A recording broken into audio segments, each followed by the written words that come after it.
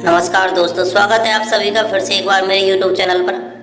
आज की ये कहानी उन लोगों का नज़रिया पूरी तरह से बदल देगी जिन्हें सिर्फ अपना काम ही बड़ा लगता है और औरों का काम बहुत आसान और छोटा लगता है। इस कहानी की शुरुआत होती है मंजू नाम के एक हाउसकीपर से, जो कि अपने मालिक के घर उसके बच्चे को कपड़े पहना रही थी। तभी उसकी मालकिन नीना शॉपिंग करके घर आती है। नीना ये देख कर कि मंजू अभी भी उसके बच्चे की तैयारी में लगी है, गुस्सा हो जाती है और उसे डांट कर कह देगी, अब तुमने मेरे बेटे को तैयार नहीं किया। मंजू बड़े अदब से अपनी मालकिन को कहती है कि माफ कीजिए मैडम, मैं दूसरे कामों में लगी हुई थी, इसलिए थोड़ी देर हो गई। नीना मुंह चढ़ाते हुए कहती है, ऐसा क्या बड़ा काम करती हो, घर के काम ही तो करती हो, फिर भी कहती हो कि बिजी थी। मंजू, जो कि अपना काम बड़े ही ईमानदारी से करती है, फिर भी यह सब शांति से सुन लेती है और कहती है कि माफ कीजिए मैडम, अभी फटाफट बाबा को तैयार कर देती हूँ। नीना कहती है, ठीक है, मैं दिन भर शॉपिंग करके बहुत थक गई हूँ, मैं अपने रूम से नहाने जा रही हूँ। और अपने साथ लाया हुआ सामान नीचे जमीन पर पटकते हुए कहती है, इसे तुम मेरे रूम में पहुंचा देना।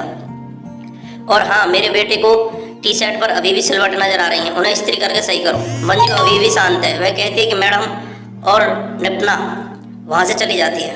दोस्तों, यह घटना हमारे आपके मन में मंजू के लिए दया और नीना के लिए नफरत पैदा कर सकती है। और शायद आप सोचोगे कि क्या ऐसे लोग भी दुनिया में होते हैं, तो मैं कहूँगा जी हाँ, होते हैं और हमारे आसपास ही होते हैं। मगर हमें ऐसे लोगों से नफरत करने की नहीं, बल्कि उनके विचार बदलने की जरूरत है। चलिए कहानी में आगे बढ़ते हैं। एक दिन नीना, उसका हस्बैंड गौरव और उसका बेटा तीनों डाइनिंग टेबल पर बैठे होते हैं और मंजू उनको खाना सर्व करने के लिए किचन से खाने का सामान ला रही होती है। क्योंकि उसने एक साथ 3 प्लेटें अपने हाथ में पकड़ी होती हैं, तो धीरे धीरे से चल के उन्हें संभालना पड़ रहा होता है। यह देखकर गौरव उसकी हेल्प करने की सोचता है और अपनी कुर्सी से उठने ही वाला होता है। तभी नीना उसे रोक लेती है और कहती है, तुम कहाँ जा रहे हो, उसे करने दो, वही तो उसका काम है, उसी का तो हम उसे पैसा देते हैं। मंजू जैसे तैसे बैलेंस करते हुए तीनों प्लेट डाइनिंग टेबल पर लेकर आती है। जब वह नीना के सामने वह प्लेट रखती है तो उसमें मटर पनीर देखकर नीना की आंखें गुस्से से बड़ी हो जाती हैं।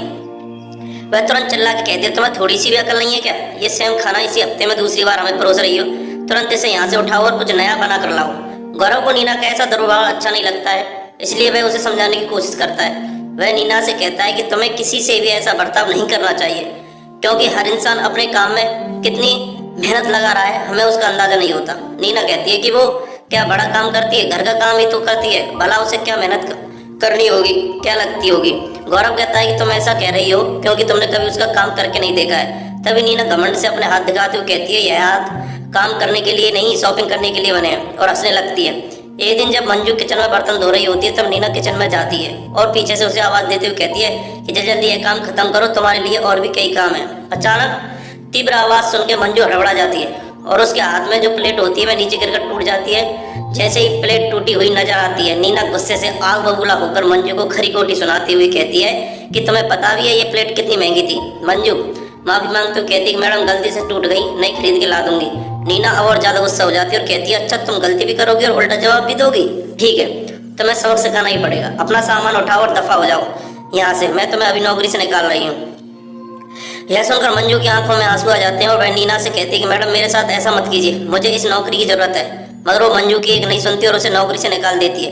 तभी गौरव किचन में आ जाता है और नीना से पूछता है कि क्या हुआ, मुझे कुछ टूटने की आवाज़ सुनाई दी, सब ठीक तो है। नीना कहती है कि मैंने मंजू को नौकरी से निकाल दिया है, तुम कोई और हाउसकीपर हायर कर लो। मगर गौरव उसे साफ साफ शब्दों में मना करते हुए कहता है कि अब बहुत हुआ, मैं किसी भी नए व्यक्ति को काम पर नहीं रखने वाला हूँ।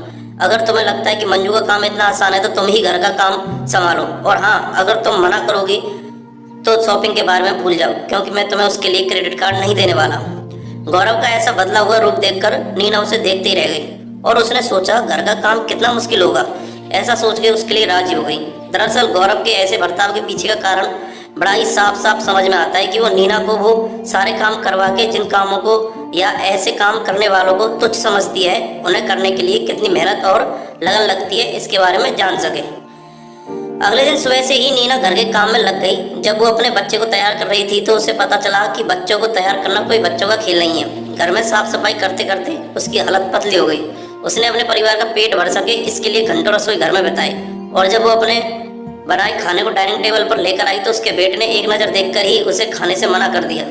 उस पर उसे एहसास हुआ कि जब कोई किसी के हार्डवर्क का सम्मान नहीं करता तब कितना बुरा लगता है। खाना खत्म होने के बाद जब दुखी मन से बर्तन धो रही थी तब ध्यान ना देने के कारण उससे भी वैसी महंगी वाली प्लेट नीचे गिरकर टूट गई, जिसे तोड़ने पर उसे मंजू को नौकरी से निकाल दिया था। अब उसे पूरी तरह मंजू की मेहनत और काम में उसकी लगन का एहसास हो गया था और उसे मन ही मन पछतावा ही हो रहा था। थोड़े दिन नीना ने बड़ी मुश्किल से सारा काम करते हुए बताए। एक दिन घर की साफ सफाई करके जब वो जमा कचरे फेंकने के लिए कचरे की थैली उठा रही थी, तब उसके घर की डोरबेल बजी और जब उसने दरवाजा खोला तो उसके चेहरे पे मुस्कान लौट आई, क्योंकि वहां पर मंजू खड़ी थी, जिसके हाथ में सेम वैसी प्लेट थी जो उससे गलती से टूट गई थी। मंजू बोली, मैडम मुझे बहुत बुरा लग रहा था कि मैंने आपकी इतनी महंगी प्लेट तोड़ दी, इसलिए मैं ये प्लेट नहीं खरीद कर आपको लौटाने आई हूँ और मेरी बाकी गलतियों के लिए भी हो सके तो मुझे माफ़ कर देना। तब नीना ने उससे कहा कि तुम क्यों माफ़ी मांग रही हो, बल्कि माफ़ी तो मुझे मांगनी चाहिए अपने खराब बर्ताव के लिए। और सच में मैं शर्मिंदा हूँ, मुझे बिल्कुल अंदाजा नहीं था कि तुम्हारा काम कितना मुश्किल है, जब तक मैंने खुद से नहीं किया। अगर तुम्हारी मर्जी हो तो क्या प्लीज़ तुम वापस अपनी नौकरी पर आओगी? हमें और इस घर को तुम्हारी ज़रूरत है। मैं तुम्हारा पगार भी बढ़ा दूंगी, क्योंकि मैं जानती हूँ तुम्हारा काम बहुत कठिन है। मंजू बहुत खुश होती है और कहती है कि जरूर मैं वापस आऊंगी और मुझे खुशी है कि आपने मेरे काम की रिस्पेक्ट की। मंजू नीना के हाथ में कचरे की थैली देखकर कहती है कि लाइए मैं इसे फेंक देती हूँ। नीना उसे मना कर देती है और कहती है कि ये मुझे करने दो, अब से मैं तुम्हारे काम में मदद करूंगी, बस इतना बता दो इसे फेंकना कहाँ है। दोनों हंसने लगती हैं। दोस्तों, ये सिंपल कहानी हमें सिखाती है कि हम सिर्फ सोच कर या देख कर किसी के भी काम में कितनी मेहनत लगने या ध्यान लगता है ये नहीं जानते। इसलिए हमें हर इंसान के काम और उस इंसान की रिस्पेक्ट करनी चाहिए। धन्यवाद।